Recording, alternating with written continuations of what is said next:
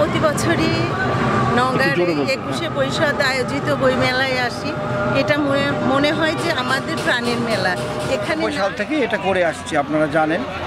সেটা উদ্দেশ্য এবং লক্ষ্য আমাদের বহুমুখী এবং বহুবিধ।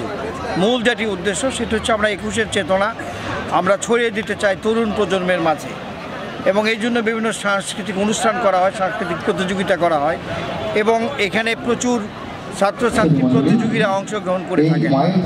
এটার উদ্দেশ্যই হচ্ছে বাংলাদেশের মানুষ, বাংলাদেশের মাটি, বাংলাদেশের আবহাওয়া, বাংলাদেশের জলবায়ু, বাংলাদেশের মুক্তিযুদ্ধ, বাংলাদেশের ভাষা আন্দোলন, এটা যাতে তরুণ প্রজন্ম জানতে পারে, বুঝতে পারে, এবং এই নিরিখে মানুষকে, বিশেষত তরুণ প্রজন্মকে বইমুখী করা।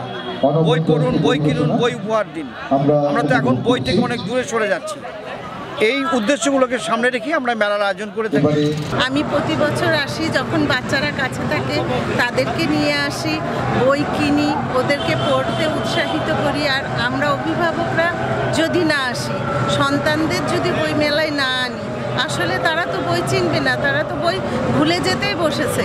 তারা এখন একটা বই চেনে, সেটা হচ্ছে ফেসবুক, সেই বই, মুখ বই। কিন্তু আমাদেরকে মূল বই চেনাতে হবে, এবং বইয়ের যে গন্ধ, আমি মনে করি যে এইটাই সবচেয়ে বড় কথা, যে আমাদের সন্তানরা যেন বইয়ের গন্ধ ভুলে না যায়। 2টা দোকান ছিল, আজকে কিন্তু প্রায় 30টার দোকান।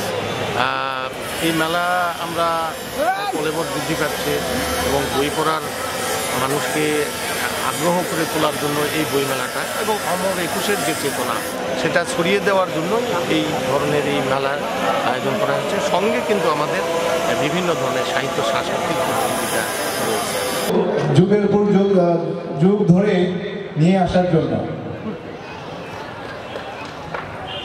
আমাদের আজকের অনুষ্ঠান শুরু হয়েছে জাতীয় সঙ্গীত দিয়ে। অবিশ্বাস্য হলে আপনারা হয়তো বিশ্বাস করবেন না, যখনই জাতীয় সঙ্গীতটা আমি শুনি ব্যক্তিগতভাবে, অন্যদের অনুভূতি সম্পর্কে আমার ধারণা নাই, আমি যখন ব্যক্তিগতভাবে জাতীয় সঙ্গীতটা ফেস করি আমার পছন্দগুলো খারাপ হয়ে যায়।